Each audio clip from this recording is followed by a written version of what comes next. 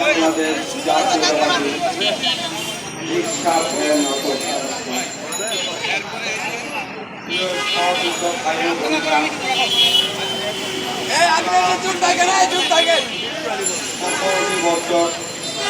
আমরা এই স্বৈরাচার বিরুদ্ধে আন্দোলন সংগ্রাম করেছি। আমাদের ভারপ্রাপ্ত চেয়ারম্যান জনাব তারেক রহমানের দৃষ্টিতে আসে এই সময় ব্রিটিশ হাসিনার নিন্দা ও কর্মকাণ্ডে জেল কারাবন্দী নিয়োজিত বড় বড় নেতাকর্মীরা বন্দী অবস্থায় ছিল। সে সময় কোনো নেতাকর্মী মাঠে নামতে পারে না।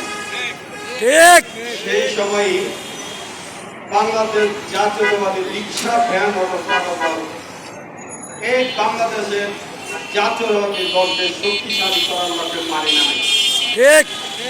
সেই দৃষ্টিটা বাংলাদেশ চেয়ারম্যান জনাব তারেক রহমানের দৃষ্টিতে যে তোমরা রাজপথে থাকো, আন্দোলন সংগ্রাম করে চালিয়ে যাও, তোমাদের বাংলাদেশ জাতীয়তাবাদী রিকশা ভ্যান অটো চালক দল। আমরা এই ঢাকা মহানগর দক্ষিণকে প্রথম কমিটি প্রদান করি। প্রদানের পরে ওইটা কোনো থানা committee, word committee, unit committee কিছুই ছিল না।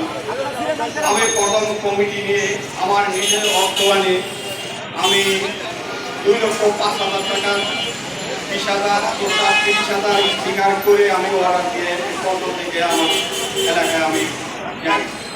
দুদিন পরে আমি যখন পোস্টার স্টিকার আমার হাতে পাই, আমার সাথে 2-4 জন লোক সাথে নিয়ে আমি আর আমার কমিটিতে আমি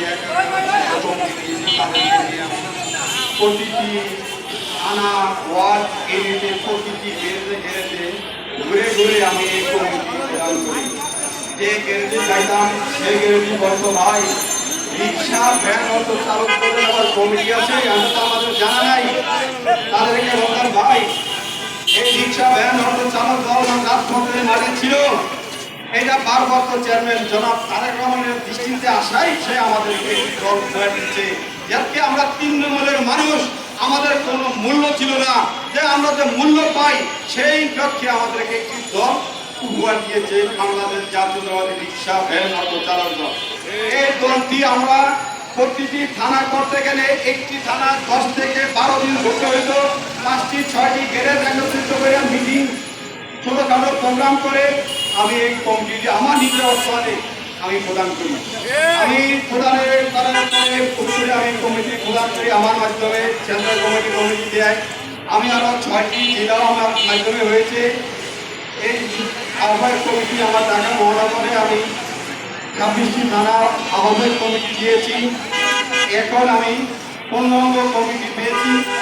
15 কমিটি পেয়ে আমি 20টি থানা 15 কমিটি প্রদান করে আমি এখন বাংলাদেশ জাতীয় সামনে নির্বাচন রেখে ধানের শীষের প্রতীক নিয়ে আমরা বিভিন্ন থানা, ওয়ার্ড, ইউনিটে যখন প্রচারণা চালাচ্ছি, সেই মুহূর্তে স্বৈরাচারে পেছি চিন্তা করে দেখলো এই বাংলাদেশের জুলাই আন্দোলনের প্রধানই ছিল এই রিক্সা ভ্যান অটো চালক দল।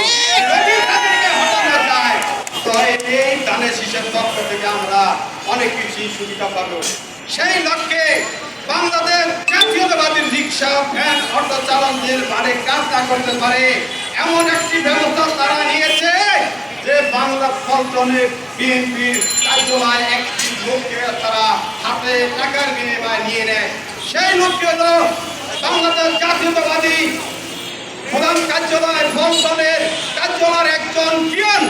সেই পিয়নে বাসায় বৈশা আওয়ামী লীগের ফেসিস্টকে বাসায় বৈশা টাকার বিনিময়ে এই পুনর্বাসন করার লক্ষ্যে